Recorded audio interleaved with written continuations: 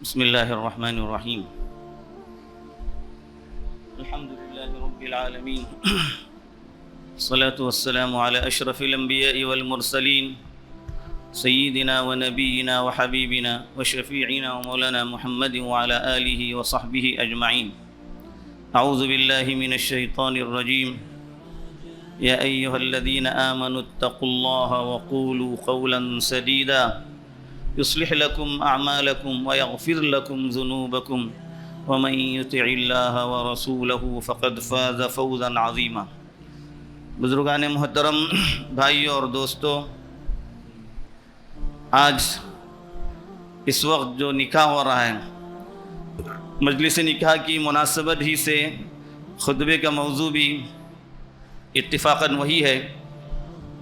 اصل میں ہمیں یہ جاننے کی ضرورت ہے کہ یہ نکاح جو ہوتا ہے یہ تقریباً تمام انبیاء علیہم السلام کی سنت ہے. سرکار دو عالم محمد الرسول اللہ صلی اللہ علیہ وآلہ وسلم نے فرمایا النکاح من سنتی، نکاح میری سنت ہے. فمن رغب عن سنتی فلیس منی، جو میری سنت سے اعراض کرے اس کا مجھ سے کوئی تعلق نہیں. نکاح اسلام کے اندر کوئی ایسا عمل نہیں ہے جو دوسرے مذاہب کے اندر انجام دیا جاتا ہے. نکاح خالصتاً ایک عبادت ہے، اور یہ ایک ایسی عبادت ہے کہ بندہ جب نکاح کے بندھن میں بندھ جاتا ہے، زوجین میاں بیوی آپس میں جب نکاح کے بندھن میں بندھ جاتے ہیں، ان کی ایک نئی زندگی کا آغاز ہوتا ہے. یہ تو ہر کوئی جانتا ہے کہ ان کی نئی زندگی کا آغاز ہوتا ہے. کون سی نئی زندگی؟ عبادت کی ایک نئی زندگی کا آغاز ہوتا ہے. ایک نئی عبادت وہ شروع کرنے جاتے ہیں. میاں بیوی جب تک زندگی گزارتے ہیں، نکاح کے وقت سے لے کر کے جب تک وہ زندہ رہتے ہیں، وہ عبادت ہی عبادت کرتے رہتے ہیں. اس کو یوں سمجھیے کہ ایک آدمی نماز شروع کر رہا ہے، اس نے نیت کی، تکبیر تحریمہ باندھ لی، اب اس کی عبادت شروع ہوئی. لیکن جب اس نے سلام پھیر دیا، وہ عبادت سے خارج باہر آ گیا. نکاح جب کرتا ہے بندہ، نکاح کرنے کے بعد عبادت شروع ہو گئی. اب یہ عبادت ہے بیوی کے ساتھ اپنا وقت گزارنا، اس کے حقوق کا خیال رکھنا، کھلانا پلانا، اپنی حاجات کو پورا کرنا، یہ سب عبادت ہے. اور اس میں سے ہر عمل پر میاں بیوی دونوں کو اجر و ثواب سے نوازا جاتا ہے، ایک شرط کے ساتھ کہ جب یہ کام وہ اللہ کی شریعت کے مطابق انجام دے رہے ہوں. ایک مسلمان، اس سے یہ توقع کہاں ہو سکتی ہے کہ وہ اللہ کی شریعت سے ہٹ کر، اللہ کے نبی کے طریقے سے ہٹ کر زندگی گزارے. نکاح کے موقع سے خاص طور پر زوجین کے طرف کے دونوں رشتہ دار موجود ہوتے ہیں، دوست احباب موجود ہوتے ہیں، قریب اور دور کے دوست بھی موجود ہوتے ہیں. اس لیے اس موقع سے جو خطبہ پڑھا جاتا ہے، ہم نے بارہا نکاح کا خطبہ پڑھا، لیکن اس خطبے کے موقع پر اللہ کے نبی صلی اللہ علیہ وسلم نے جن آیات کا انتخاب فرمایا ہے، جو 3 آیتیں خصوصاً پڑھی جاتی ہیں، ان تینوں آیتوں میں دیکھیے خاص طور سے اللہ کے تقوی کی وصیت کی جا رہی ہے. خوشی کا موقع ہے، شادیانے بج رہے ہیں، اور ایسے موقع پر اللہ کا خوف، اللہ کے خوف یہ کیوں آیا؟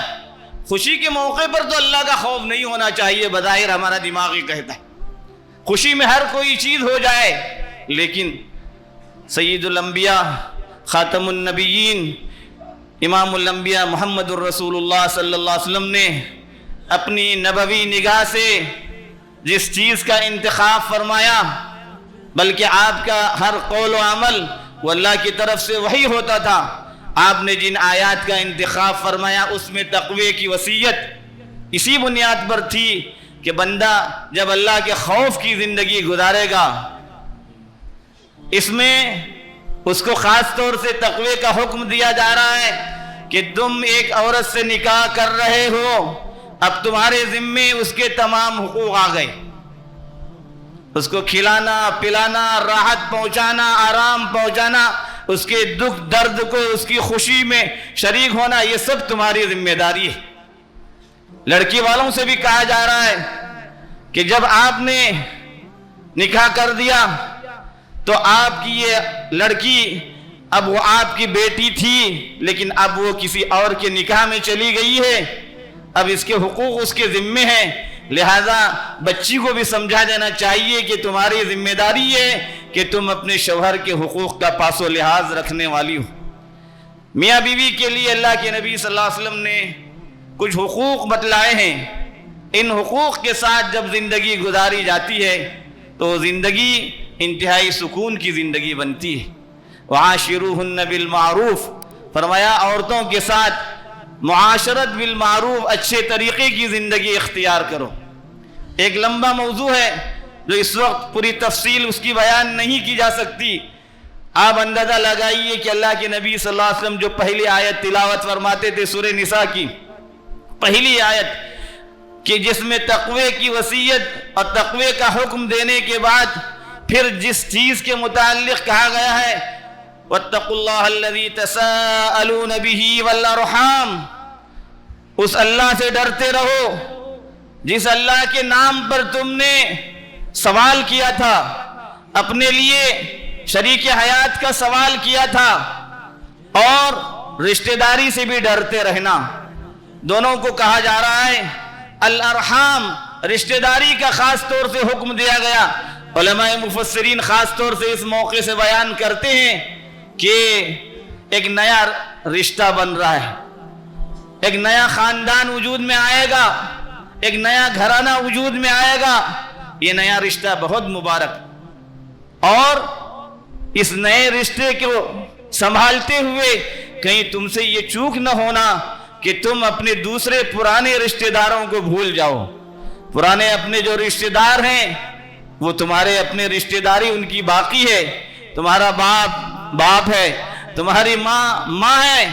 تمہیں نکاح کرنے کے بعد اپنے والدین کے حقوق کو بھی سمجھنا چاہیے کہ ہمارے والدین نے ہم کو اتنا بڑا کیا، پالا پوسا، اور سب کچھ کرنے کے بعد ہمیں نکاح کر کے دے دیا۔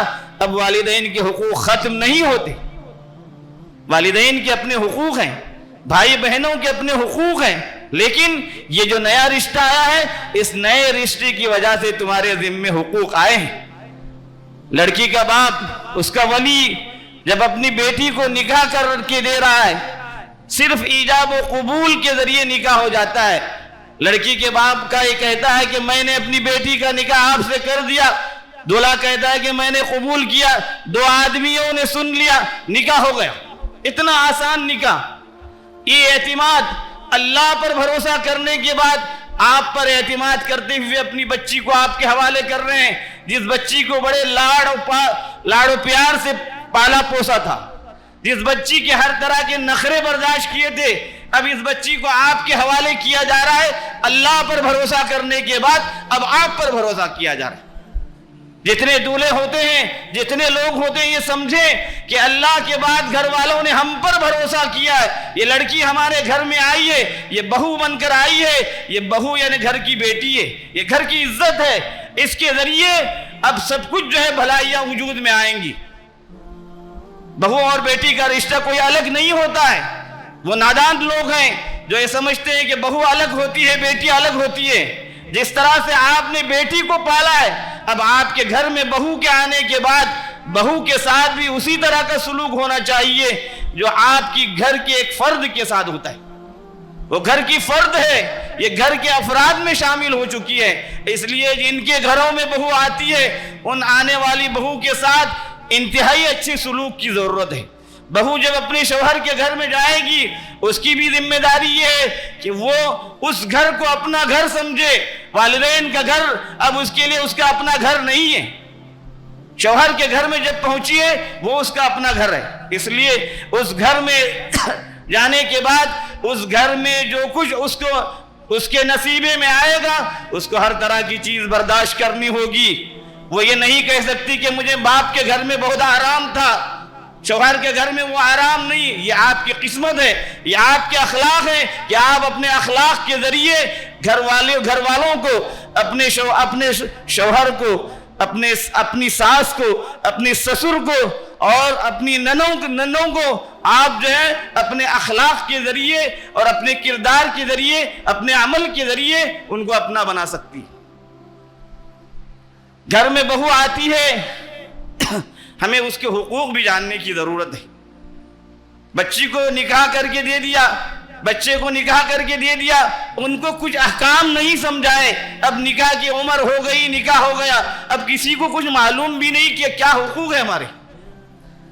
جب کوئی کام ہم کرتے ہیں, اس کام کے کرنے سے پہلے معلوم کر لیتے ہیں وہ کام کیسے کیا جاتا ہے.